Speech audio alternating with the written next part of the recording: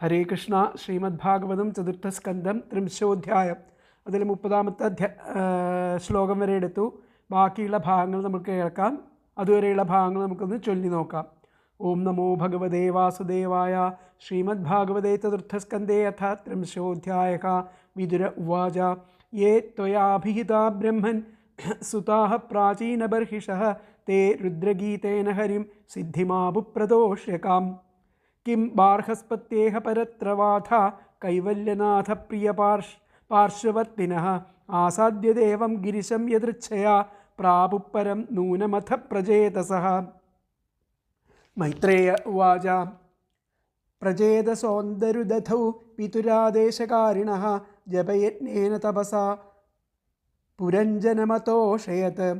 ദശവർഷസഹസ്രാന്തേ പുരുഷസ്തു സനാതനഃ തേഷാമാവിരഭൂത്കൃച്ഛ്രം ശാന്തേന ശമയൻ രുചഃ.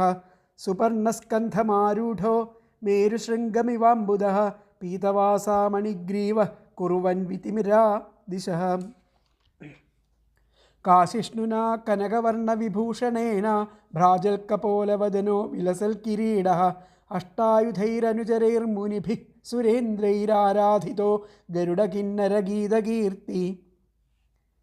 പീനായദാഷ്ടഭുജമണ്ഡലമധ്യലക്ഷ്മ്യാ സ്പർദ്ധശ്രിയാ പരിവൃതോ വനമാലയാദ്യ. ബർഹിഷ്മദ പുരുഷ ആഹസുതാൻ പ്രപന്നാൻ പർജന്യനാദരുതയാ സഘൃണാവലോകഃ. വരം ശ്രീഭഗവാനുവാച. വരം വൃണീധ്വം ഭദ്രം വോ യൂയം മേ നൃപനന്ദനാഃ. സൗഹാർദ്ദേന പൃഥക് ധർമാസ്തുഷ്ടോഹം സൗഹൃദേന വഹ.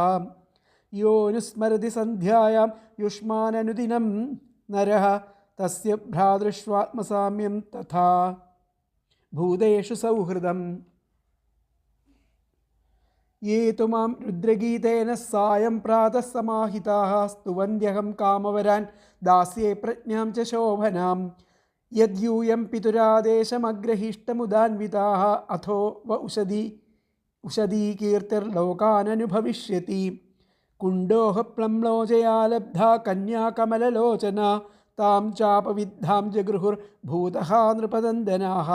ക്ഷുൽക്ഷാമായാമുഖേ രാജാ സോമപീയൂഷവർഷിണീം ദേശിനീം രോദമാനായ നിദധേ സദയാന്വിതഃ.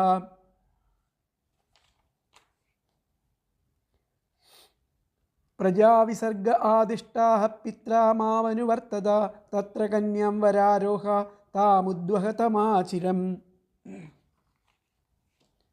ദിവ്യവർഷസഹസ്രാണാം സഹസ്രമഹതൗജസഃ ഭൗമാൻ ഭോക്ഷ്യത ഭോഗാൻ വൈ ദിവ്യാംശ്ചാനുഗ്രഹാൻ മമ. അഥ മയ്യനപായിന്യാ ഭക്ത്യാ പക്വഗുണാശയാ ഉപയാസ്യഥ മദ്ധാമ നിർവിദ്യ നിരയാദതഃ. ഗൃഹേഷ്വാവിശദാം ജാപി പുംസാം കുശലകർമ്മണാം മദ്വാർത്തായാദയാമാനാം ന ബന്ധായ ഗൃഹാമതാഃ. നവ്യവദ്ധൃതയേ യജ്ഞോ ബ്രഹ്മൈതദ്ബ്രഹ്മവാദിഭിः ന മുഹ്യന്തി ന ശോചന്തി ന ഹൃഷ്യന്തി യതോ ഗതാഃ. മൈത്രേയ ഉവാച. ഏവം ബ്രുവാണം പുരുഷാർത്ഥഭാജനം ജനാർദ്ദനം പ്രാഞ്ജലയ പ്രചേതസ. തദ്ദർശനധ്വസ്തതമോരജോമല ഗിരാഗൃണൻ ഗദ്ഗദയാ സുഹൃത്തമം. പ്രചേതസ ഊചുഃ. നമോ നമഃ ക്ലേശവിനാശനായ നിരൂപിതോദാരഗുണാഹ്വയായ മനോവചോ വേഗപുരോഗവായ സർവാക്ഷമാർഗൈരഗതാധ്വനേ നമഃ. ശുദ്ധായ ശാന്തായ നമസ്വനിഷ്ഠയാ മനസ്യ പാർത്ഥം വിലസദ്വയായ നമോ ജഗത്സ്ഥാനലയോദയേഷു ഗൃഹീതമായ ഗുണവിഗ്രഹായ. നമോ വിശുദ്ധസത്വായ ഹരേ ഹരിമേധസേ വാസുദേവായ കൃഷ്ണായ പ്രഭവേ സർവസാത്വതാം. നമഃ കമലനാഭായ നമഃ കമലമാലിനേ നമഃ കമലപാദായ നമസ്തേ കമലേക്ഷണ. നമഃ കമലകിഞ്ചൽക്കപിശങ്കാമലവാസസേ സർവഭൂതനിവാസായ നമോ യുങ്ക്ഷ്മഹി സാക്ഷിണേ. രൂപം ഭഗവതാത്വേതദശേഷക്ലേശ സംശയം ആവിഷ്കൃതം ന ക്ലിഷ്ടാനാം കിമന്യതനുകമ്പിതം ഏതാവത്വം ഹി വിഭുഭിർ ഭാവ്യം ദീനേഷു വത്സലൈഃ യദനുസ്മര്യതേ കാലേ സ്വബുദ്ധ്യാ ഭദ്രരന്ധനാം.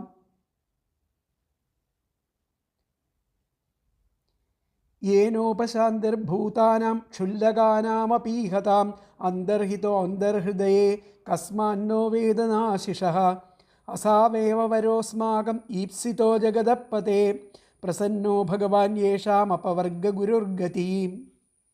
അടുത്ത ശ്ലോകം 31-ാമത്തെ ശ്ലോകം, അതാണ് എടുക്കേണ്ടത്. വരം വൃണീമഹേധാപി നാഥ ത്വൽപരദപരാദ് നഹ്യന്തസ്ത്വദ് വിഭൂതീനാം സോനന്ദ ഇതി ഗീയസേ. വരം വൃണീമഹേധാപി നാഥ ത്വൽപരദപരാദ് നഹ്യന്തസ്തദ് വിഭൂതീനാം സോനന്ദ ഇതി ഗീയസേ.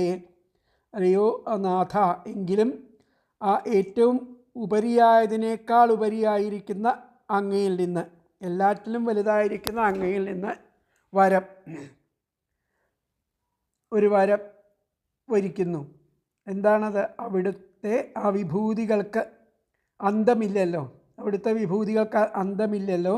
അങ്ങ് അനന്തൻ എന്ന് വാഴ്ത്തപ്പെടുന്നു. ഇതാണ് വരം വൃണീമഹേഥാപി നാഥത്വൽപരദപരാൽ നഹ്യന്തസ്ത്വദ്വിഭൂതീനാം സോനന്ദ ഇതി ഗീയസേ. നാഥ, അല്ലയോ നാഥ ഭഗവാനെ, അഥാപി എങ്കിലും, പരതഃ ഏറ്റവും ഉപരിയായതിനേക്കാൾ പരാത്, ഉപരിയായിരിക്കുന്ന ഏറ്റവും ഉപരിയായതിനേക്കാൾ പരാത് ഉപരിയായ ത്വത് അങ്ങയിൽ നിന്ന് വരം, ഒരു വരം വൃണീമഹേ വരിക്കുന്നു. ത്വത് വിഭൂതീനാം അവിടുത്തെ ആ വിഭൂതികൾക്ക് അന്തഃ നഹി അന്തമില്ലല്ലോ. സഹ ആ അങ്ങ് അനന്തഃ അനന്തൻ, ഇതി എന്ന് ഗീയസേ എന്ന് വാഴ്ത്തപ്പെടുന്നു. ഒന്നും കൂടി പറയാം. ഹേ നാഥ, അല്ലയോ നാഥ, അഥാപി എങ്കിലും, പരതഃ ഏറ്റവും ഉപരിയായതിനേക്കാൾ പരാത് ഉപരിയായിരിക്കുന്ന ത്വത് അങ്ങയിൽ നിന്ന് വരം, ഒരു വരം വൃണീമഹേ വരിക്കുന്നു. തത്വത് വിഭൂതീനാം അവിടുത്തെ ആ വിഭൂതികൾക്ക് അന്തഃ നഹി അന്തമില്ലല്ലോ. സഹ ആ അങ്ങ് അനന്തഃ അനന്തൻ, ഇതി എന്ന് ഗീയസേ വാഴ്ത്തപ്പെടുന്നു. ഇതിൽ തന്നെ വന്നിട്ട് ഹേ നാഥ അഥാപി പരതഃ പരാത് ത്വത് വരം വൃണീമഹേ ത്വത് വിഭൂതീനാം അന്തഃ നഹി സഹ അനന്തഃ ഇതി ഗീയസേ. ഒന്നും കൂടി പറയാം. ഹേ നാഥ അഥാപി പരതഃ പരാത്, അഥാപി പരതഃ പരാത് ത്വത് വരം വൃണീമഹേ ത്വത് വരം വൃണീമഹേ ത്വത് വിഭൂതീനാം അന്തഃ നഹി സഹ അനന്തഃ ഇതി ഗീയസേ. അല്ലയോ നാഥ, എങ്കിലും ഏറ്റവും ഉപരിയായതിനേക്കാൾ ഉപരിയായിരിക്കുന്ന അങ്ങയിൽ നിന്നും ഒരു വരം ഞാൻ വരിക്കുന്നു. അവിടുത്തെ വിഭൂതികൾക്ക് അന്തമില്ലല്ലോ. അങ്ങ് അനന്തൻ ആകുന്നു, അനന്തരായിട്ട് വാഴ്ത്തപ്പെടുന്നു. നഹ്യന്തോ യദ് വിഭൂതീനാം എന്നാണ് പാഠഭേദം ചിലതിൽ കാണാം. അപ്പോൾ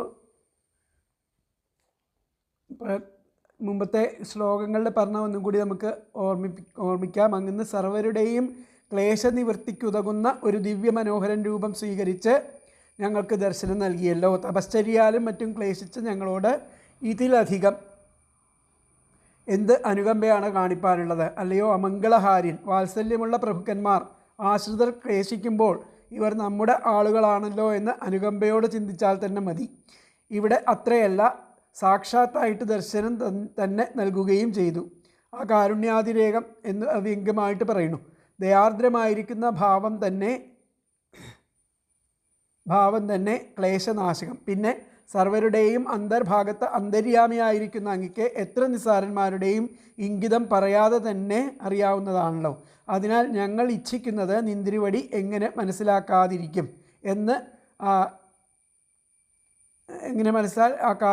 എന്ന് ചോദിക്കുന്നു. ലോകനാഥനും മോക്ഷാധിപതിയും ആയിരിക്കുന്ന അങ്ങയുടെ ആ പ്രസാദം ഒന്നല്ലാതെ മറ്റെന്ത് വരമാണ് കാക്ഷിക്കുക? എങ്കിലും ഒരു വരം ഞാൻ ചോദിക്കുന്നു. അവസാനമില്ലാത്ത വിഭൂതികളോട് കൂടിയ അങ്ങയെ അനന്തൻ എന്നാണ് വിശേഷിക്കപ്പെടുന്നത് എന്നുള്ളതാണ് ഈ ശ്ലോകം വരെയുള്ള അർത്ഥവ്യാപ്തി. അപ്പോൾ ഈ ശ്ലോകത്തിൻ്റെ മാത്രം ആയിട്ടുള്ള അർത്ഥം 31-ാമത്തെ ശ്ലോകം നമ്മൾ വായിച്ചു. നാഥ, എന്നാലും പരാൽപരനായിരിക്കുന്ന അങ്ങയിൽ നിന്ന് ഒരു വരം വരിക്കുന്നു. അങ്ങയുടെ വിഭൂതികൾക്ക് അവസാനമില്ല, അതുകൊണ്ട് തന്നെ അങ്ങ് അനന്തനെന്ന് ഗാനം ചെയ്യപ്പെടുന്നു. ഇതാണ് ഈ ശ്ലോകത്തിൻ്റെ അർത്ഥമായിട്ട് വരുന്നത്. അപ്പോൾ നോക്കാം നമുക്ക്.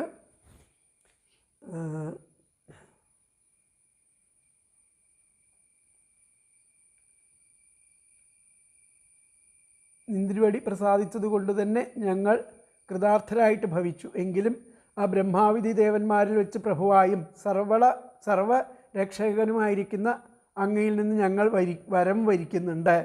അങ്ങയുടെ ആ ഐശ്വര്യങ്ങൾക്ക് അവസാനമില്ലാത്തതുകൊണ്ട് അനന്തൻ എന്ന നാമധേയത്തോടെ ഇന്ദ്രവടി കീർത്തിക്കപ്പെടുന്നുവല്ലോ. ഇതിലെ വ്യാഖ്യാനം എന്താണെന്ന് നോക്കാം. ദോഷമാകുന്നു.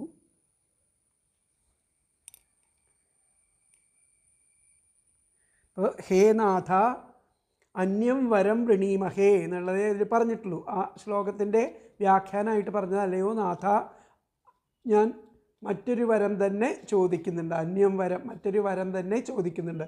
വൃണീമഹേ, ഹേ നാഥ, അന്യം വരം വൃണീമഹേ എന്നുള്ളതാണ് അതിലത്തെ വ്യാഖ്യാനം. അടുത്ത ശ്ലോകം നമുക്ക് നോക്കാം. പാരിജാതയഞ്ജസാലബ്ധേ സാരം ഗോന്യന്ന സേവത്തെ ത്വദംഘ്രിമൂലമാസാദ്യ സാക്ഷാൽ കിം കിം വൃണീമഹി. പാരിജാതോഞ്ജസാലബ്ധേ സാരം ഗോന്യന്ന സേവത്തെ ത്വദംഘ്രിമൂലമാസാദ്യ സാക്ഷാത് കിം കിം വൃണീമഹേ. പാരിജാതം അനായാസേന ലഭ്യം ആയാൽ വണ്ട് മറ്റൊന്നിനെ ആശ്രയിക്കില്ല. പാരിജാതം അനായാസേന ലഭിക്കുകയാണെന്നുണ്ടെങ്കിൽ പാരിജാതയഞ്ജസാ ലബ്ധേ സാരം ഗോ, ആ ഭ്രമരം, ആ വണ്ടുകൾ അന്യന്ന മറ്റുള്ള ഒന്നിനെയും സേവിക്കുകയില്ല. സാരംഗം അന്യത് ന സേവത്തെ എന്ന് പറഞ്ഞാൽ ആശ്രയിക്കുന്നില്ല, മറ്റൊന്നിനെയും ആശ്രയിക്കുന്നില്ല. അപ്പോൾ സാക്ഷാത്തായിരിക്കുന്ന അവിടുത്തെ ചരണം, തൃപ്പാദ ദർശനം, അവിടുത്തെ സാക്ഷാത്തായിരിക്കുന്ന അവിടുത്തെ തൃപ്പാദ ദർശനം ലഭിച്ചു കഴിഞ്ഞാൽ പിന്നെ എന്തൊന്ന് ആണ് വരിക്കേണ്ടതുള്ളത് എന്നുള്ളതും ചോദിക്കണം. പാരിജാത എഞ്ചസാലബ്ധേ സാരം ഗോന്യന്ന സേവത്തെ ത്വദംഘ്രിമൂലമാസാദ്യ സാക്ഷാത് കിം കിം വൃണീമഹേ. പാരിജാതേ, പാരിജാതം അഞ്ജസ അനായാസേന ലബ്ധേ ലഭ്യമായാൽ, സാരംഗഃ വണ്ട്, അന്യത് വേറൊന്നിനെയും ന സേവതേ ആശ്രയിക്കുകയില്ല. സാക്ഷാത്തായിരിക്കുന്ന ത്വദംഘ്രിമൂലം അവിടുത്തെ ആ തൃപ്പാദ ദർശനം ആസാദ്യ ലഭിച്ചു കഴിഞ്ഞാൽ കിം കിം എന്തെന്ത് വരങ്ങൾ വൃണീമഹേ വരിക്കാനുണ്ട്. വൃണീമഹി വരിക്കേണ്ടതുണ്ട്. വൃണീമഹി എന്നാണ്. കിം കിം വൃണീമഹി എന്തെന്ത് വരങ്ങൾ വരിക്കേണ്ടതുണ്ട് എന്നുകൂടി പറയാം. പാരിജാതേ, പാരിജാതം അഞ്ജസ അനായാസേന ലബ്ധേ ലഭ്യമായാൽ, സാരംഗഃ വണ്ട്, അന്യത് മറ്റൊന്നിനെ ന സേവത്തെ ആശ്രയിക്കുകയില്ല. സാക്ഷാത്തായി ത്വദംഘ്രിമൂലം അവിടുത്തെ തൃപ്പാദ ദർശനം ആസാദ്യ ലഭിച്ചു കഴിഞ്ഞാൽ കിം കിം എന്തെന്ത് വരങ്ങൾ വൃണീമഹി വരിക്കേണ്ടതുണ്ട്. തന്വയം വന്നിട്ട് പാരിജാതയെ അഞ്ജസാ ലബ്ധേ സാരംഗഃ അന്യത് ന സേവത്തെ സാക്ഷാത് ത്വദംഘ്രിമൂലം ആസാദ്യ കിം കിം വൃണീമഹി.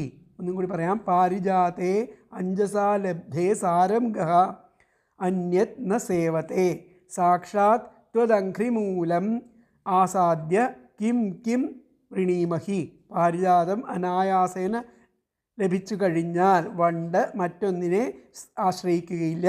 സാക്ഷാത്തായിരിക്കുന്ന അവിടുത്തെ ആ തൃപ്പാദ ദർശനം ലഭിച്ചു കഴിഞ്ഞാൽ പിന്നെ എന്തെന്ത് വരങ്ങളാണ് വരിക്കേണ്ടതുള്ളത് എന്നുള്ളതാണ്.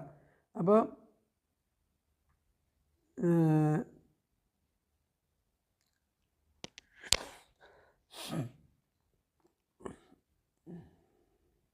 എന്താ അങ്ങയുടെ ആ പ്രസാദം ഒന്നല്ലാതെ മറ്റെന്ത് വരമാണ് കാക്ഷിക്കുക. എങ്കിലും വരം ചോദിക്കുന്നു. അവസാനമില്ലാത്ത വിഭൂതികളോടുകൂടിയ അങ്ങയെ അനന്തൻ എന്നാണ് വിശേഷിപ്പിക്കുന്നത്. അപ്പോൾ എത്രയെത്ര വരങ്ങൾ നൽകാൻ കഴിവുണ്ടെന്നതിന് കണക്കില്ല. പാരിജാതത്തിൻ്റെ തേൻ നുകരാൻ സന്ദർഭം കിട്ടിയാൽ വണ്ട് വേറൊരു പുഷ്പം അന്വേഷിച്ച് പോവുകയില്ല. അതുപോലെ അങ്ങയുടെ ആ ശ്രീപാദപത്മങ്ങളെ സാക്ഷാത്തായിട്ട് ദർശിക്കാൻ കഴിഞ്ഞാൽ പിന്നെ എന്തു വരമാണ് ചോദിക്കേണ്ടത് എന്നുള്ളതാണ് പറയുന്നത്. അപ്പോൾ ഇവിടെ പാരിജാതം പ്രയാസമെന്നേ കിട്ടിയാൽ വണ്ട് മറ്റൊന്നിനെയും ആശ്രയിക്കുകയില്ല. അങ്ങനെ ഞങ്ങളും സാക്ഷാത്തായി അങ്ങയുടെ ആ പാദം ലഭിച്ചിട്ട് മറ്റെന്തു വരിക്കും എന്നുള്ളതാണ് അവർ ചോദിക്കുന്നത്. പാരിജാതം എന്ന ആ വേദവൃക്ഷത്തെ പ്രയാസം കൂടാതെ പ്രാപിച്ചു കഴിഞ്ഞാൽ അതിൻ്റെ രസം അനുഭവിക്കുന്ന വണ്ട് അന്യവൃക്ഷത്തെ സേവിക്കുന്നില്ലല്ലോ. അതുപോലെ നിന്തിരുവടിയുടെ പാദമൂലത്തെ ഇപ്രകാരം പ്രത്യക്ഷമായി പ്രാപിച്ചാൽ പിന്നെ അന്യമായ എന്തു വരമാണ് വരിക്കേണ്ടത്? അപ്പോൾ യഥാഭ്രമര പാരിജാതേ, ഭ്രമരം എപ്രകാരം പാരിജാതേ, പാരിജാതത്തെ പ്രാപ്തേ അന്യവൃക്ഷം പ്രാപിക്കുന്നുവോ അവ അന്യവൃക്ഷം ന സേവിത, അന്യവൃക്ഷങ്ങളെ സേവിക്കില്ല. തഥാ അതുപോലെ വയം നമ്മൾ തത്വച്ചരണം അങ്ങയുടെ ചരണം പ്രാപ്യ, ചരണം പ്രാപിച്ചിട്ട് കിം വൃണീമഹി പിന്നെ എന്ത് വരമാണ് നമ്മൾ വരിക്കേണ്ടതായിട്ടുള്ളത് എന്നുള്ളതാണ് ചോദിക്കുന്നത്. യഥാ ഭ്രമര പാരിജാതേ, എപ്രകാരം ഭ്രമരം പാരിജാതത്തെ പ്രാപ്തേ അന്യവൃക്ഷം പാരിജാതത്തെ പ്രാപിക്കുന്നുവോ അവ അന്യവൃക്ഷത്തെ ന സേവതേ പിന്നീട് ആശ്രയിക്കുന്നില്ല. തഥാ അതുപോലെ വയം ഞങ്ങൾ ത്വച്ചരണം അവിടുത്തെ ചരണങ്ങളെ പ്രാപിച്ചിട്ട് കിം വൃണീമഹി എന്തു വരമാണ് ഇനി ചോദിക്കേണ്ടതായിട്ടുള്ളത്? അപ്പോൾ യഥാ ഭ്രമര പാരിജാതേ പ്രാപ്തേ അന്യവൃക്ഷം ന സേവതേ തഥാ വയം തച്ചരണ പ്രാപ്യ കിം വൃണീമഹി. അപ്പോൾ അടുത്ത ഇത് നോക്കാം. ശ്ലോകം. യാവത്തേ മായയാ സ്പൃഷ്ട ഭ്രമാമ ഇഹ കർമ്മഭി താവത് ഭവത് പ്രസംഗാനാം സംഗസ്യാന്നോ ഭവേ. യാവത്തേ മായയാ സ്പൃഷ്ട ഭ്രമാമ ഇഹ കർമ്മഭി താവത് ഭവത് പ്രസംഗാനാം സംഗസ്യാന്നോ ഭവേ. അങ്ങയുടെ ആ മായയാൽ സ്പർശിക്കപ്പെട്ടിട്ട് കർമ്മങ്ങളാൽ വ്യാപൃതരായിട്ട് ഇവിടെ എത്ര കാലം ചുറ്റിത്തിരിയുന്നുവോ അത്രയും കാലം അങ്ങയെപ്പറ്റി വാഴ്ത്തുന്നവരുടെ ആ സംസർഗം ജന്മം തോറും അടിയങ്ങൾക്ക് ഉണ്ടാകുമാറാകണമേ. സത്സംഗം ഉണ്ടാവണേ എന്നുള്ളവരാണ് അവർ പ്രാർത്ഥിക്കുന്നത്. അപ്പോൾ അങ്ങയുടെ ആ മായ കൊണ്ട് സ്പർശിക്കപ്പെട്ട് കർമ്മത്താൽ ഏതുവരെ അങ്ങയുടെ മായ കൊണ്ട് സ്പർശിക്കപ്പെട്ടിട്ട് കർമ്മത്തിൽ വ്യാപൃതരായിട്ട് ഇവിടെ എത്ര കാലം ചുറ്റിത്തിരിയുന്നുവോ അത്രയും കാലം, ഇവിടെ എത്ര കാലം ചുറ്റിത്തിരിയുന്നുണ്ടോ അത്രയും കാലം എന്തു വേണം? അത്രയും കാലം അങ്ങയെപ്പറ്റി വാഴ്ത്തുന്നവരുടെ, അതായത് സജ്ജനങ്ങളുടെ എന്നർത്ഥം, ഭഗവാന്റെ കഥകളെ വാഴ്ത്തുന്നവരുടെ ഭക്തന്മാരുടെ സംസർഗം ജന്മം തോറും എത്ര ജന്മം ഉണ്ടായാലും ഭവേ എത്ര ജന്മം ഉണ്ടായാലും ആ ഭക്തന്മാരുടെ സംസർഗം അടിയങ്ങൾക്ക് ഉണ്ടാകുമാറാകണമേ. താവത് ഭവത് പ്രസംഗാനാം സംഗസ്യാന്നോ ഭവേ. ഓരോ ജന്മത്തിലും എത്ര ജന്മം ഉണ്ടെങ്കിലും ആ ജന്മത്തിലൊക്കെ അങ്ങയുടെ ഭക്തന്മാരുടെ സംഘം വേണം. അങ്ങയുടെ സംഘമില്ലാത്തത് കൊണ്ടാണല്ലോ നമ്മൾ ആ മായ കൊണ്ട് സ്പർശിച്ചിട്ട് ഈ കർമ്മത്തിൽ വ്യാപരിച്ച് ഈ ലോകവ്യവഹാരം നടത്തുന്നത്. അതിൽ നിന്ന് രക്ഷപ്പെടണം എന്നുണ്ടെങ്കിൽ അങ്ങയുടെ ഭക്തന്മാരുടെ സംഘം തന്നെ, സത്സംഗം തന്നെയാണ് ഏറ്റവും അത്യാവശ്യമായിട്ട് വേണ്ടത്. അതാണ് നമുക്ക് വരമായിട്ടും വേണ്ടത്. തേ അങ്ങയുടെ മായയാൽ സ്പൃഷ്ടാഹ സ്പർശിക്കപ്പെട്ട് കർമ്മഭിഹി കാർമങ്ങളാൽ വ്യാപൃതരായിട്ട് ഇഹ ഇവിടെ യാവത് എത്ര കാലം ഭ്രമാമഹ ചുറ്റിത്തിരിയുന്നുവോ താവത് അത്രയും കാലം ഭവൽ പ്രസംഗാനാം അങ്ങയെപ്പറ്റി വാഴ്ത്തുന്നവരുടെ സംസർഗം ഭവേ ജന്മം തോറും നഹ അടിയങ്ങൾക്ക് സ്യാത് ഉണ്ടാകുമാറാകണമേ. ഒന്നും കൂടി പറയാം. തേ അങ്ങയുടെ മായയാൽ സ്പൃഷ്ടാഹ സ്പർശിക്കപ്പെട്ട് കർമ്മഭി കർമ്മങ്ങളാൽ വ്യാപൃതരായിട്ട് ഇഹ ഇവിടെ യാവത് എത്ര കാലം ഭ്രമാമഹ ചുറ്റിത്തിരിയുന്നുവോ താവത് അത്രയും കാലം ഭവത് പ്രസംഗാനാം അങ്ങയെപ്പറ്റി വാഴ്ത്തപ്പെടുന്നവരുടെ സംസർഗം ഭവേ ഭവേ ജന്മം തോറും നഹ അടിയങ്ങൾക്ക് സ്യാത് ഉണ്ടാകുമാറാകണമേ. അപ്പോൾ തേ മായയാ സ്പൃഷ്ടാ കർമ്മഭി ഇഹ യാവത് ഭ്രമാമഹ താവത് ഭവത് പ്രസംഗാനാം സംഗഃ ഭവേ ഭവേ നഹ സ്യാത്. ഒന്നും കൂടി പറയാം. തേ മായയാ സ്പൃഷ്ടാ കർമ്മഭി ഇഹ യാവത് ഭ്രമാമഹ താവത് ഭവത് പ്രസംഗാനാം സംഗഃ ഭവേ ഭവേ നഹ സ്യാത്. അങ്ങയുടെ മായയാൽ സ്പർശിക്കപ്പെട്ടിട്ട് കർമ്മങ്ങളിൽ വ്യാപൃതരായിട്ട് എത്ര കാലം ഇവിടെ ചുറ്റിത്തിരിയുന്നുവോ അത്രയും കാലം അങ്ങയെപ്പറ്റി വാഴ്ത്തുന്നവരുടെ സംസർഗം ജന്മം തോറും അടിയങ്ങൾക്ക് ഉണ്ടാകുമാറാകണമേ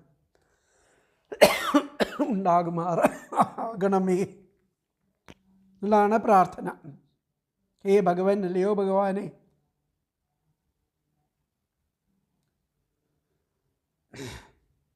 എന്താ പറഞ്ഞിരിക്കുന്നത്? അങ്ങയുടെ അമായ്ക്ക് വശംവദരായിട്ട് ഇവിടെ കർമ്മങ്ങളിൽ വ്യാപൃതമായിരിക്കുന്നിടത്തോളം കാലം ജന്മം തോറും നിന്തിരിവടിയുടെ ദിവ്യലീലകൾ ആഖ്യാനം ചെയ്യുന്നവരുമായിട്ട് സംസർഗം ഉണ്ടാകുമാറാകണമേ.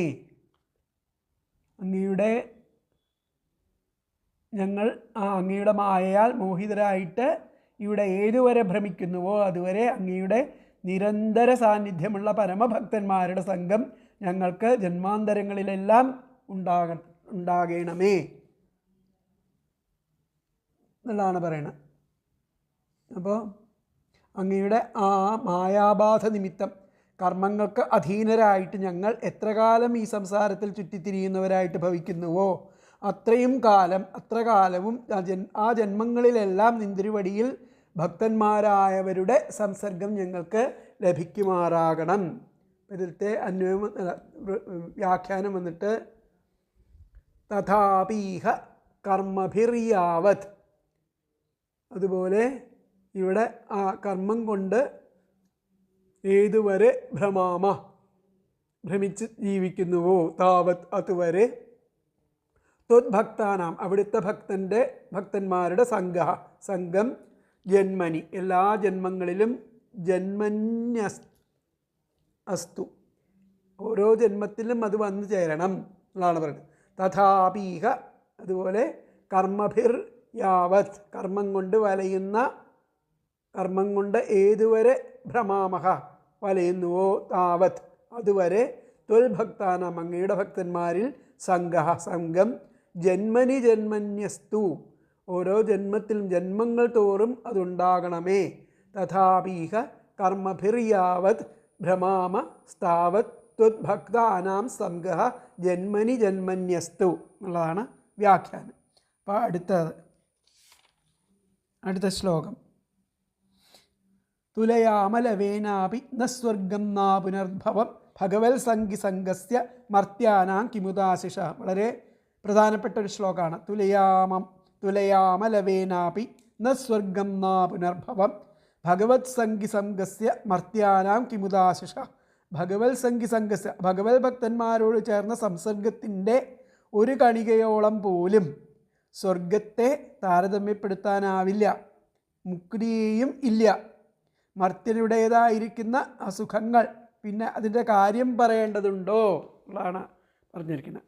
അതാണ് തുലയാമലവേനാപി, ഒരു ലേശം പോലും തുലനം ചെയ്യാൻ പറ്റില്ല. ന സ്വർഗം, സ്വർഗത്തിനെ നമുക്ക് തുലനം ചെയ്യാൻ പറ്റില്ല. നാ പുനർഭവം, മോക്ഷത്തെയും തുലനം ചെയ്യാൻ പറ്റില്ല. ഭഗവത് സംഗസ്യ ഭഗവത് സംഘം കൊണ്ട് ലഭിക്കുന്ന കിമുതാശിഷാം ആ സുഖങ്ങൾ, ഭഗവത് സംഗസ്യ ഭഗവത് ഭക്തന്മാരോടുള്ള ആ സംസർഗത്തിൻ്റെ തുലനം ഇവ കൊണ്ടൊന്നും ശരിയാവില്ല. പിന്നെ മർത്യന്മാരുടെ കിമുദാശിഷ, മർത്യന്മാരുടെ സുഖങ്ങളെ ആ ഭഗവത് സത്സംഗത്തോട് എപ്രകാരം എങ്ങനെയാണ് അതിനോട് തുലനം ചെയ്യുക എന്നുള്ളതാണ് പറഞ്ഞത്. അപ്പോൾ ഭഗവത് സംഗി സംഗസ്യ, ഭഗവത് ഭക്തന്മാരോടുള്ള സംസർഗത്തിൻ്റെ ലവേന അപി, ഒരു കണികയോളം പോലും സ്വർഗത്തെ ന തുലയാമ, താരതമ്യപ്പെടുത്തുന്നില്ല. അപുനർഭവം, മുക്തിയെയും താരതമ്യപ്പെടുത്തുന്നില്ല. ന ഇല്ല എന്നർത്ഥം. മർത്യാനാം, മനുഷ്യരുടേതായിരിക്കുന്ന ആശിഷ സുഖങ്ങൾ കിമുത, പിന്നെ അതിനെ പറ്റിയിട്ട് പറയേണ്ടതുണ്ടോ എന്നുള്ളതാണ് ശ്ലോകത്തിൽ. തുലയാമ ലവേനാഭി ന സ്വർഗം നാ പുനർഭവം ഭഗവത് സംഗി സംഗസ്യ മർത്യാനാം കിമുദാശിഷം. അതിലത്തെ പദങ്ങൾ ഭഗവത് സംഗി സംഗസ്യ, ആ ഭഗവത് ഭക്തന്മാരോടുള്ള സംസർഗത്തിൻ്റെ ലവേന അപി, ഒരു കണികയോളം പോലും സ്വർഗത്തെ ന തുലയാമ, താരതമ്യപ്പെടുത്തുന്നില്ല. അപുനർഭവ, അപുനർഭവം, മുക്തിയെയും താരതമ്യപ്പെടുത്തുന്നില്ല. ന ഇല്ല എന്നർത്ഥം. മർത്യാനാം, മനുഷ്യരുടേതായിരിക്കുന്ന ആശിഷ സുഖങ്ങൾ കിമുത, പിന്നെ പറയേണ്ടതുണ്ടോ? ഒന്നുകൂടി പറയാം. അതിലത്തെ പദങ്ങൾ ഭഗവത് സംഗി സംഗസ്യ, ഭഗവത് ഭക്തന്മാരോടുള്ള സംസർഗത്തിൻ്റെ ലവേന അപി, ഒരു കണികയോളം പോലും സ്വർഗത്തെ ന തുലയാമ, താരതമ്യപ്പെടുത്തുന്നില്ല. അപുനർഭവം, മുക്തിയെയും താരതമ്യപ്പെടുത്തുന്നില്ല. പിന്നെ പുനർഭവം ന, മുക്തിയെയും താരതമ്യപ്പെടുത്തുന്നില്ല. മർത്യാന, മനുഷ്യരുടേതായിരിക്കുന്ന ആശിഷ സുഖങ്ങൾ കിമുത, പിന്നെ പറയേണ്ടതുണ്ടോ? അപ്പോൾ ഭഗവത് സംഗി സംഗസ്യ ലവേന അപി സ്വർഗം ന തുലയാമ അപുനർഭവം ന മർത്യാനാം ആശിഷ കിമുത. എന്നുകൂടി പറയാം. ഭഗവത് സംഗി സംഗസ്യ ലവേന അപി സ്വർഗം ന തുലയാമ അപുനർഭവം ന മർത്യാനാം ആശിഷ കിമുത. ഭഗവത് ഭക്തന്മാരോടുള്ള സംസർഗത്തിൻ്റെ ഒരു കണികയോളം പോലും സ്വർഗത്തെ താരതമ്യപ്പെടുത്തുന്നില്ല, മുക്തിയെയും ഇല്ല. മനുഷ്യരുടേതായിരിക്കുന്ന സുഖങ്ങൾ പിന്നെ അതിനെപ്പറ്റി പറയേണ്ടതുണ്ടോ എന്നുള്ളതാണ് ഇതിൽ ചോദിച്ചിരിക്കുന്നത്. അപ്പോൾ അങ്ങയുടെ മായയ്ക്ക് വശംവതരായിട്ട് ഇവിടെ കർമ്മങ്ങളിൽ വ്യാപൃതരാകുന്നിടത്തോളം കാലം ജന്മങ്ങൾ തോറും ഇന്ദ്രവടിയുടെ ദിവ്യലീലകൾ ആഖ്യാനം ചെയ്യുന്നവരുമായിട്ട് സംസർഗമുണ്ടാകുമാറാകണം. ആ ഭാഗവതോത്തമന്മാരുമായിട്ടുള്ള സംസർഗത്തിൻ്റെ ലഘുവായ ഒരംശത്തോട് പോലും താരതമ്യപ്പെടുത്തുവാൻ പറ്റാത്തവയാണ് എന്ത്? സ്വർഗവും മോക്ഷവും അതുപോലെ മനുഷ്യരുടെ ഇഹലോകത്തുള്ള നേട്ടങ്ങളുടെ നിസ്സാരത. അതിനെപ്പറ്റിയിട്ട് പിന്നെ പറയേണ്ടതുണ്ടോ? സ്വർഗവും മോക്ഷവും ഇതിനെ താരതമ്യപ്പെടുത്താൻ പറ്റില്ല. മനുഷ്യരുടെ ഇഹലോകത്തുള്ള നേട്ടങ്ങളുടെ നിസ്സാരത്വം പിന്നെ പറയേണ്ടതുണ്ടോ എന്നാണ് ചോദിച്ചിരിക്കുന്നത്. അപ്പോൾ അങ്ങയുടെ പാദഭക്തന്മാരുടെ സംഘത്തിൻ്റെ ലേശത്തോടു കൂടി പോലും ആ സ്വർഗത്തെയോ മുക്തിയെയോ ഞങ്ങൾ തുല്യമായിട്ട് കരുതുന്നില്ല. അപ്പോൾ പിന്നെ മരണമുള്ളവരായിരിക്കുന്ന ഈ മനുഷ്യരുടെ നിസ്സാരഭോഗങ്ങളെ പറ്റിയിട്ട് എന്തു പറയാനാണ് ഉള്ളത് എന്നാണ് ചോദിച്ചിരിക്കുന്നത്. അപ്പോൾ ഭക്തജനങ്ങളുടെ, ഭഗവാന്റെ ഭക്തന്മാരോടുകൂടെ ചേർന്നിരിക്കുന്ന അല്പസമയത്തിൽ അനുഭവപ്പെടുന്ന ആനന്ദം സ്വർഗസുഖത്തെയും മോക്ഷസുഖത്തെ തന്നെയും അതിജയിക്കുന്നതാണ്. പിന്നെ മനുഷ്യലോകത്തിൽ സിദ്ധിക്കാവുന്ന മഹാരാജ പദവി മുതലായിട്ടുള്ള സുഖങ്ങൾ ഭക്തജന സംസർഗം നിമിത്തം സിദ്ധിക്കുന്ന ആനന്ദത്തിന് സദൃശങ്ങൾ അല്ലെന്ന് വേറെ പറയണമോ? ഇതിലത്തെ വ്യാഖ്യാനം നോക്കാം. വ്യാഖ്യാനത്തിൽ എന്താ പറഞ്ഞിരിക്കുന്നത്? ഭഗവത് സംഗി സംഗസ്യ, ഭഗവത് സംഘത്തെ പോലെ അതിൻ്റെ ലവേന സമം, അതിൻ്റെ ഒരു കണികയുടെ സമം സ്വർഗം മോക്ഷം അപി, സ്വർഗവും മോക്ഷവും ന ഇല്ല. അതിൻ്റെ ഒരു കണികയുടെ അത്ര പോലും സ്വർഗത്തിനും മോക്ഷത്തിനും ഉള്ള ഗുണം ഇല്ല. അതിനെ തുലയാമ, അതിനെ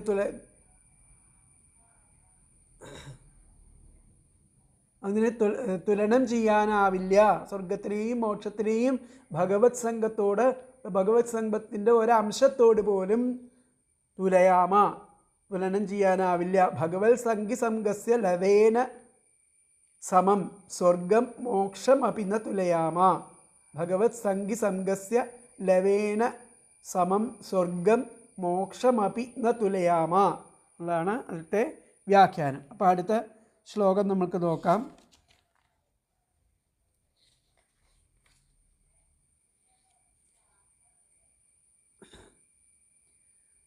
യത്രേഡ്യന്തേ കഥാ മൃഷ്ടാസ്തൃഷ്ണായാഃ പ്രശമോ യതഃ നിർവൈരം യത്ര ഭൂതേഷു നോദ്വേഗോ യത്ര കശ്ചന.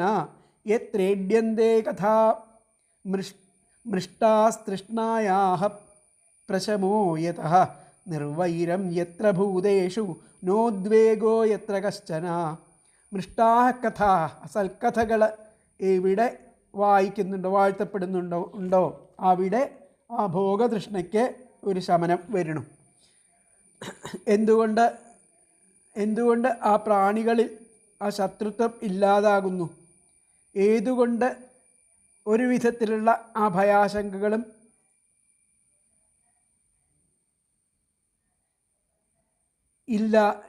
ഇല്ലാതാകും? എത്ര ഏഡ്യന്തേ കഥാമൃഷ്ടാസ്തൃഷ്ണായ പ്രശമോ യതഃ. കഥകൾ സൽക്കഥകൾ കേൾക്കുമ്പോൾ എവിടെ ആ വാഴ്ത്തപ്പെടുന്നുവോ അവിടെ ആ തൃഷ്ണകൾ ഭോഗതൃഷ്ണകൾ ശമിക്കുന്നു.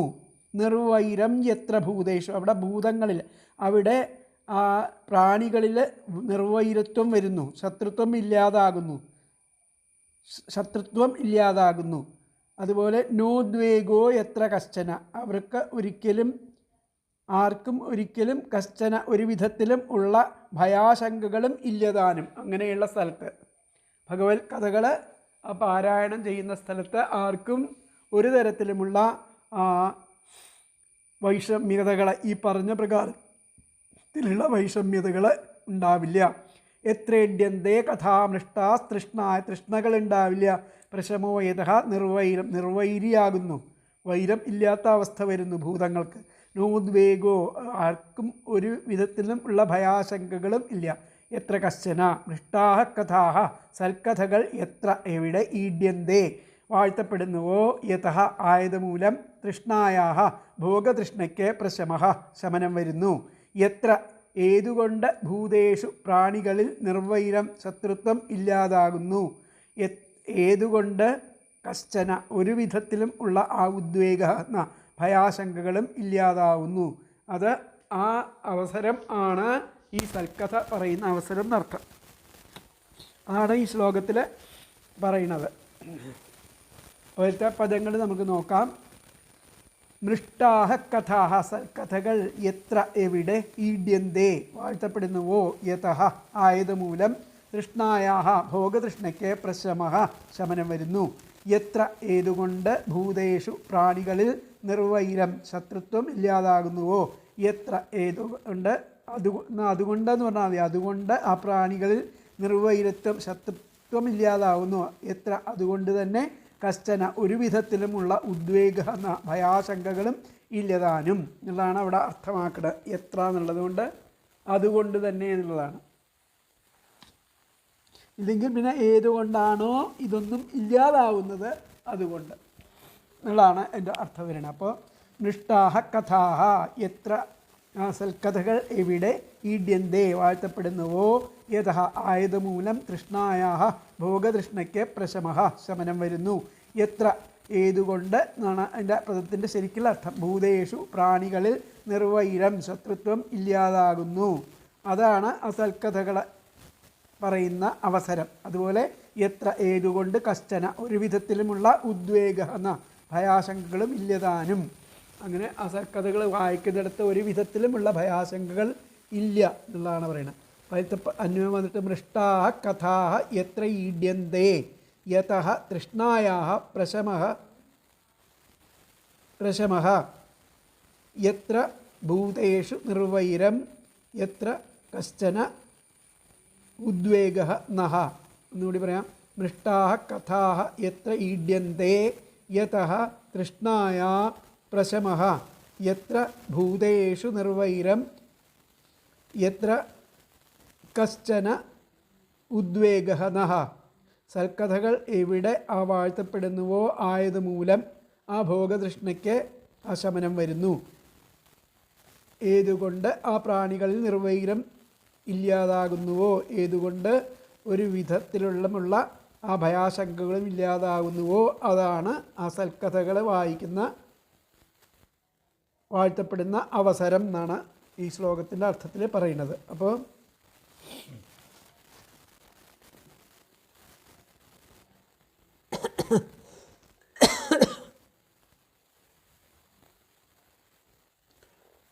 സജ്ജനങ്ങൾ സമ്മേളിക്കുമ്പോൾ അവർ ഭഗവാന്റെ സൽക്കഥകൾ ആഖ്യാനം ചെയ്യുന്നു. അതിൻ്റെ ശ്രവണം കൊണ്ട് തൃഷ്ണ അഥവാ ഭോഗാസക്തി ശമിക്കുന്നു. തൽഫലമായിട്ട് മനോദുഃഖനാശകവും അതുകൊണ്ട് തന്നെ ആ ജീവരാശികളോട് വൈരവും ഇല്ലാതാവുന്നു, വൈരമില്ലായ്മയും വർദ്ധിക്കുന്നു. അങ്ങനെ സർവസംഘ പരിത്യാഗം ചെയ്ത യോഗികൾ ആ ഭഗവത് കഥകളെ ആവർത്തിച്ചാവർത്തിച്ച് ആഖ്യാനം ചെയ്യുന്നു എന്നൊക്കെയാണ് ഇവിടെ പറയണത്. ഇതിലത്തെ അർത്ഥം വന്നിട്ട്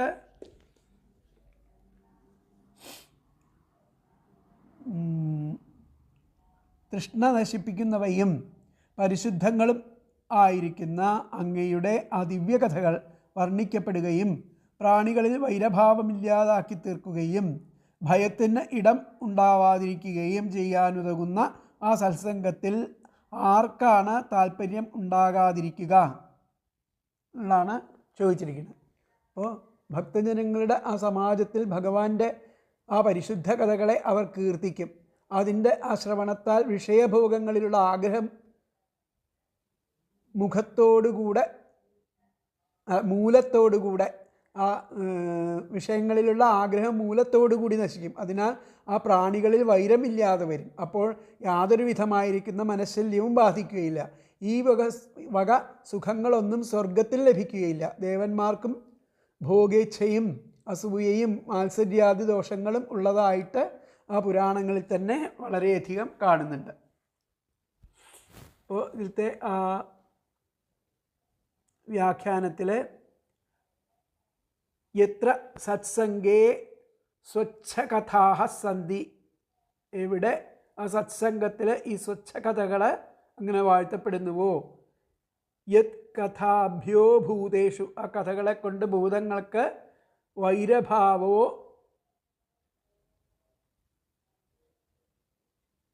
ന ഭവതി, വൈരഭാവങ്ങൾ വരുന്നില്ല എന്നർത്ഥം. യത്ര സത്സംഗേ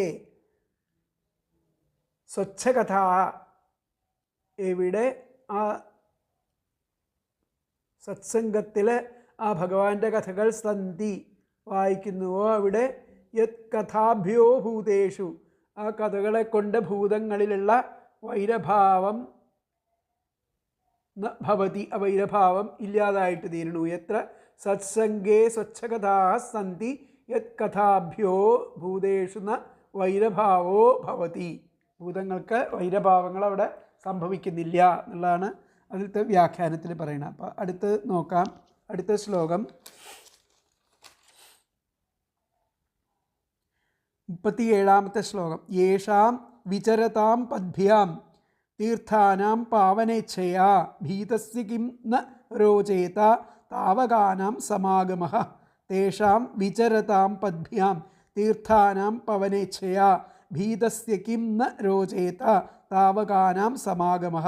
ആ തീർത്ഥങ്ങളുടെ ആ പരിശുദ്ധിക്ക് വേണ്ടിയിട്ട് ആ കാൽനടയായിട്ട് അവിടങ്ങളിൽ വന്നു ചേരണ അത്തരക്കാരുടെ ആ സംസർഗം, ആ ഭക്തന്മാരുടെ സംസർഗം, ആ സംസാരത്തെ ഭയക്കുന്നവന് രുചിക്കാതിരിക്കുമോ? അപ്പോൾ ഇങ്ങനെ അവിടെ വന്നിട്ട് ചേരുന്ന ആ ഭക്തന്മാരുടെ സംസർഗം ആർക്കും രുചിക്കും എന്നുള്ളതാണ്.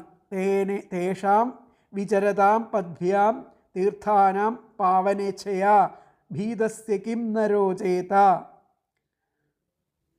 താവകാനാം സമാഗമഃ. തീർത്ഥാനാം, തീർത്ഥങ്ങളുടെ പാവനേച്ഛയാ, പരിശുദ്ധിക്ക് വേണ്ടിയിട്ട് പദ്ഭ്യാം വിചരതഃ, കാൽനടയായിട്ട് അവിടങ്ങളിൽ വന്നു ചേരുന്ന തേഷാം, താവകാനാം, ആ അത്തരക്കാരുടെ, അങ്ങേപ്പോലുള്ളവരുടെ സമാഗമഃ, സംസർഗം, ഭീതസ്യ, സംസാരത്തെ ഭയക്കുന്നവന് കിം ന രോചത്തെ, രുചിക്കാതിരിക്കുമോ എന്നുള്ളതാണ്. തീർത്ഥാനാം തീർത്ഥങ്ങളുടെ പാവനേച്ഛയാ പരിശുദ്ധിക്ക് വേണ്ടിയിട്ട് പദ്ഭ്യാം വിചരതാം കാൽനടയായിട്ട് അവിടങ്ങളിൽ വന്നു ചേരുന്ന തേഷാം താവകാനം അങ്ങയെപ്പോലുള്ളവരുടെ അത്തരക്കാരുടെ സമാഗമഃ സംസർഗം ഭീതസ്യ സംസാരത്തെ ഭയക്കുന്നവന് കിം നരോചതേ രുചിക്കാതിരിക്കുമോ. തീർത്ഥാനാം പാവനേച്ഛയാ പദ്ഭ്യാം വിചരതഃ തേഷാം താവകാനാം സമാഗമഃ ഭീതസ്യ കിം ന രോചത്തെ. ഒന്നുകൂടി പറയാം. തീർത്ഥാനാം പാവനേച്ഛയാ വിചരതാം പദ്ഭ്യാം വിചരതാം തേഷാം താവകാനാം സമാഗമഃ ഭീതസ്യ കിം ന രോചത്തെ. തീർത്ഥങ്ങളുടെ ആ പരിശുദ്ധിക്ക് വേണ്ടിയിട്ട് ആ കാൽനടയായിട്ട് അവിടങ്ങളിൽ വന്നു ചേരുന്ന ആ അത്തരക്കാരുടേതായിരിക്കുന്ന സംസർഗം, ആ സംസാരത്തെ ഭയക്കുന്നവന് രുചിക്കാതിരിക്കുമോ എന്നുള്ളതാണ് ചോദിക്കുന്നത്. അപ്പോൾ ഇവിടെ ആ ഭഗവത് കഥകളെ ആവർത്തിച്ച് ആഖ്യാനം ചെയ്യും. പാദചാരികളായിട്ട് സഞ്ചരിച്ച് ആ തീർത്ഥങ്ങളെപ്പോലും തങ്ങളുടെ പാദസ്പർശത്താൽ ശുദ്ധീകരിക്കുന്ന അവരുടെ സംസർഗം, ആ സംസാരത്തെ ഭയന്നു കഴിയുന്നവന് രുചികരമാവാതിരിക്കുന്നത് എങ്ങനെ എന്നുള്ളതാണ് ചോദിച്ചിരിക്കുന്നത്. അപ്പോൾ യാതൊരു ആ സജ്ജന സമാഗമത്തിൽ പരമഹംസന്മാരുടെ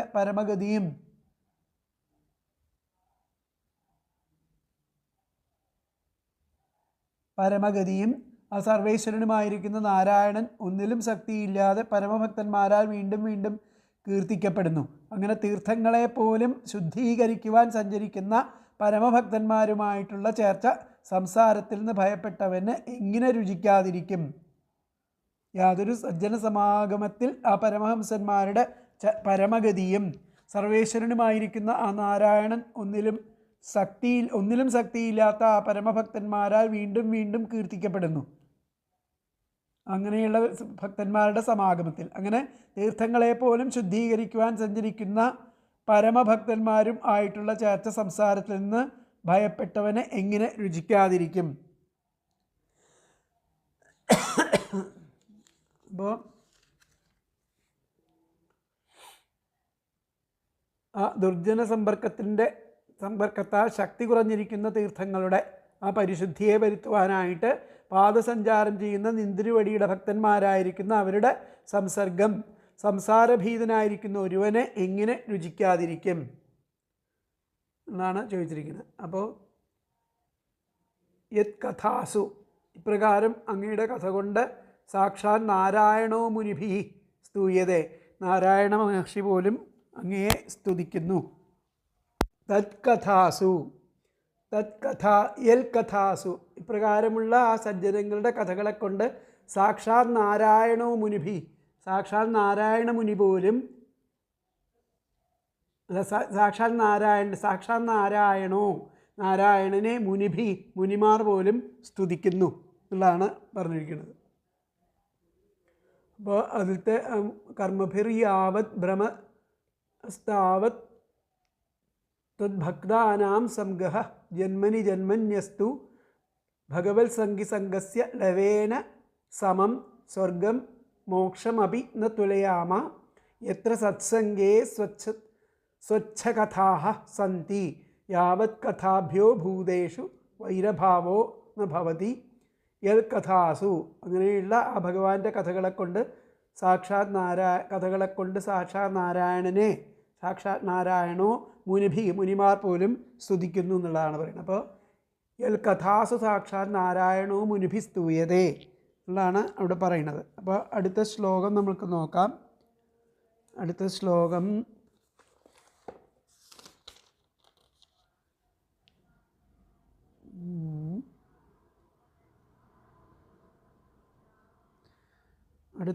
വന്നിട്ട് 30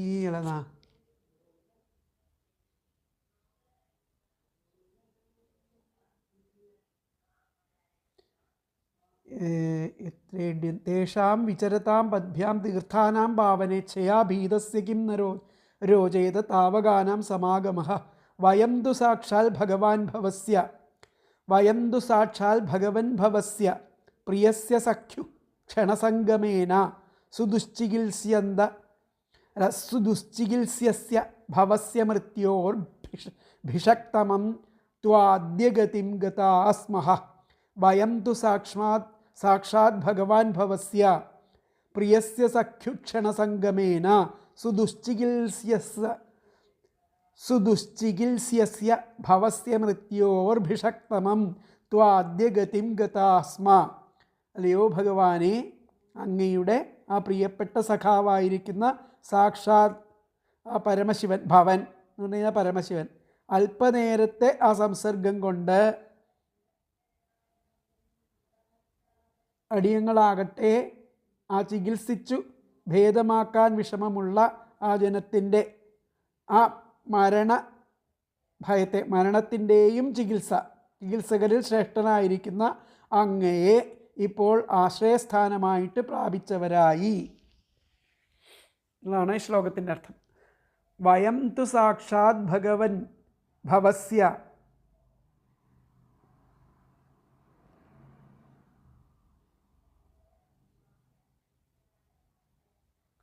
എന്താ പറഞ്ഞിരിക്കുന്നത്?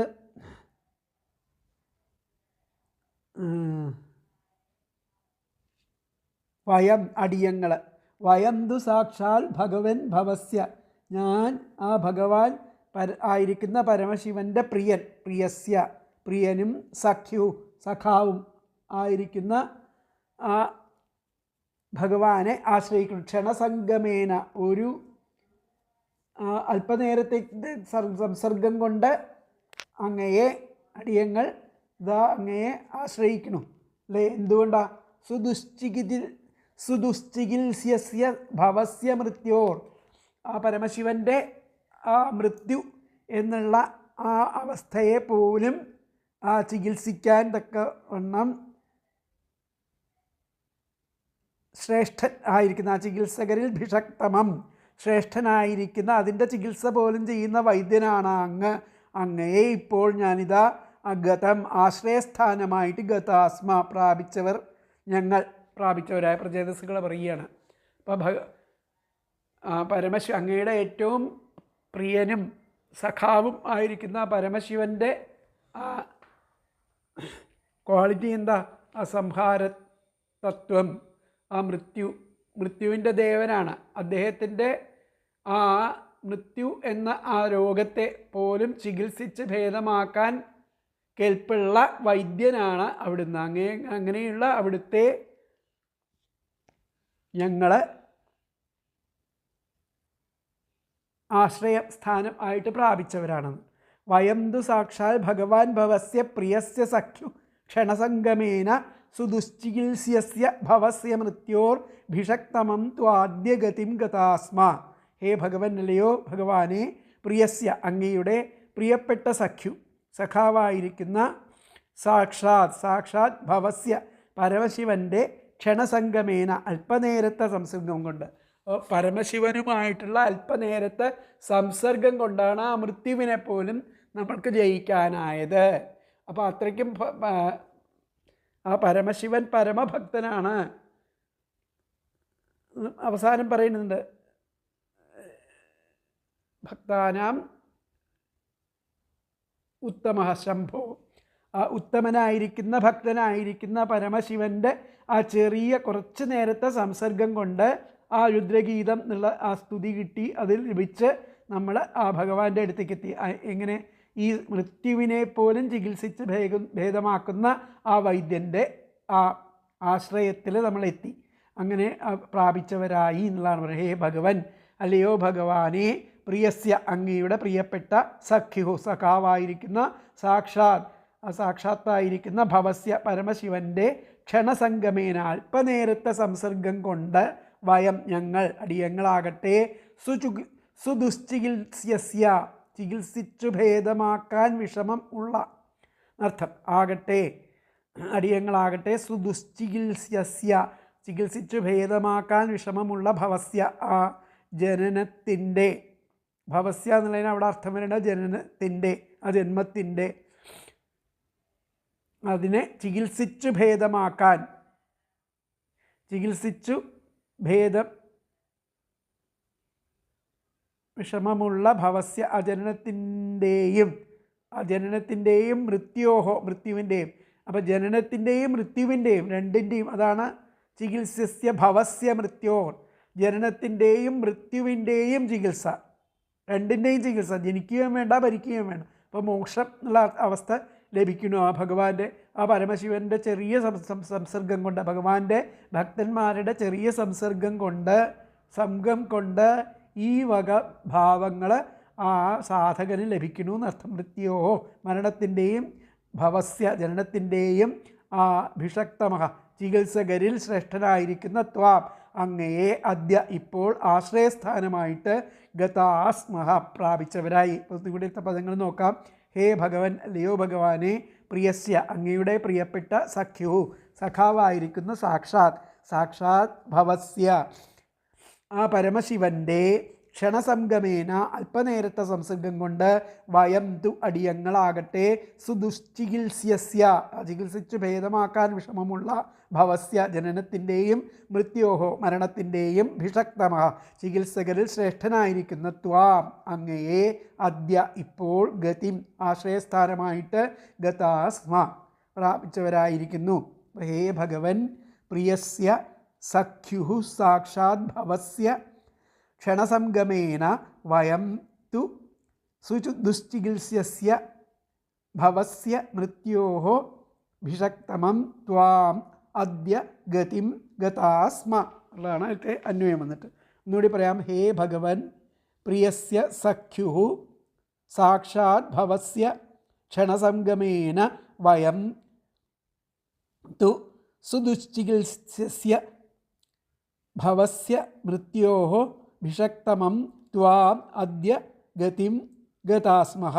അല്ലയോ ഭഗവാനെ, അങ്ങയുടെ ആ പ്രിയപ്പെട്ട സഖാവായിരിക്കുന്ന സാക്ഷാൽ പരമശിവൻ്റെ അല്പനേരത്തെ സംസർഗം കൊണ്ട് അടിയങ്ങളാകട്ടെ ചികിത്സിച്ച് ഭേദമാക്കാൻ വിഷമമുള്ള ജനനത്തിൻ്റെയും മരണത്തിൻ്റെയും ആ ചികിത്സകരിൽ ശ്രേഷ്ഠനായിരിക്കുന്ന അങ്ങയെ ഇപ്പോൾ ആശ്രയസ്ഥാനമായിട്ട് പ്രാപിച്ചവരായി.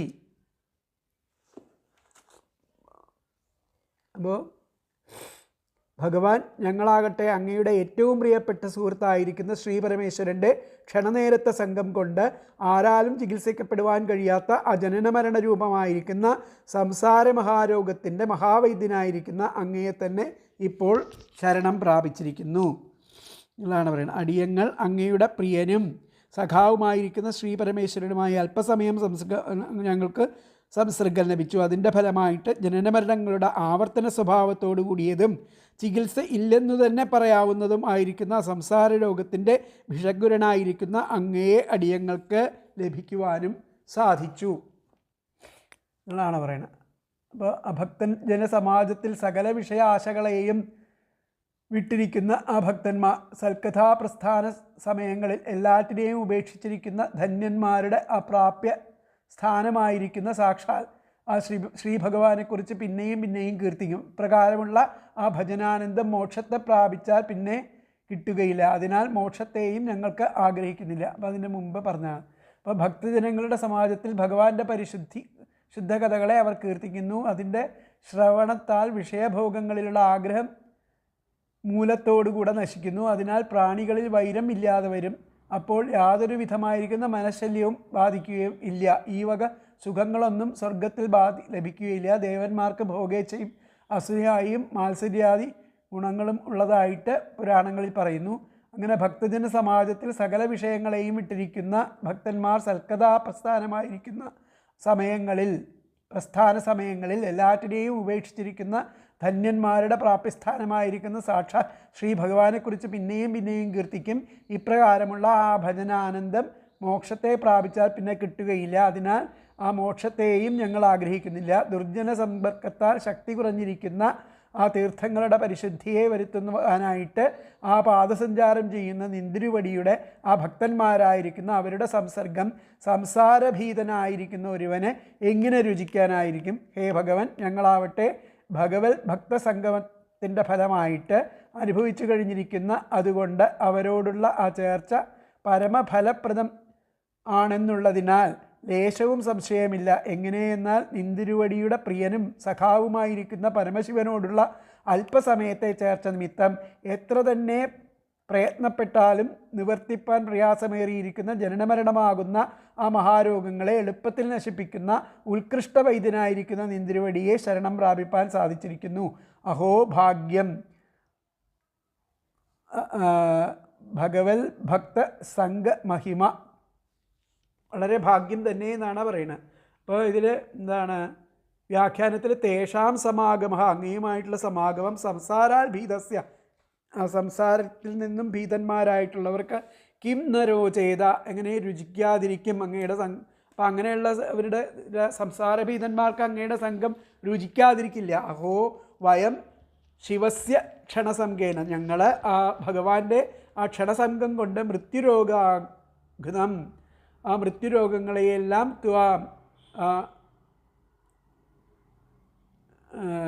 അവയില്ലാതെയാക്കി ത്വാം അങ്ങയെ വൈദ്യം ഇല്ലാതാക്കാനാവുന്ന അങ്ങയെ വൈദ്യനായിട്ട് പ്രാപ്താഹസ്മ പ്രാപിച്ചിരിക്കുന്നു എന്നുള്ളതാണ് പറയുന്നത്. അപ്പോൾ അഹോ വയം അല്ലയോ ഞങ്ങൾ ശിവസ്യ ശിവൻ്റെ ക്ഷണസംഘം കൊണ്ട്, പരമശിവൻ്റെ ക്ഷണസംഘം കൊണ്ട് മൃത്യുരോഗഘ്നം, മൃത്യുരോഗത്തെ പോലും ഇല്ലാതെയാക്കിയിട്ട് ത്വാം അങ്ങയെ വൈദ്യനായിട്ട്, അതിൻ്റെ രോഗത്തിനുള്ള വൈദ്യനായിട്ട് അങ്ങയെ പ്രാപ്താഹസ്മ പ്രാപിച്ചിരിക്കുന്നു പറയുകയാണ്. ഒന്നുകൂടി പറയാ ഇതിൻ്റെ വ്യാഖ്യാനം. തേഷാം സമാഗമ സംസാരാൽ ഭീതസ്യ കിം ന രോചേത അഹോ വയം ശിവസ്യ ക്ഷണസംഘേന മൃത്യുരോഗഘ്നം ത്വാം വൈദ്യം പ്രാപ്താഹ. ബാക്കി ഭാഗങ്ങൾ അടുത്ത ക്ലാസ്സിൽ. ഹരേ കൃഷ്ണ.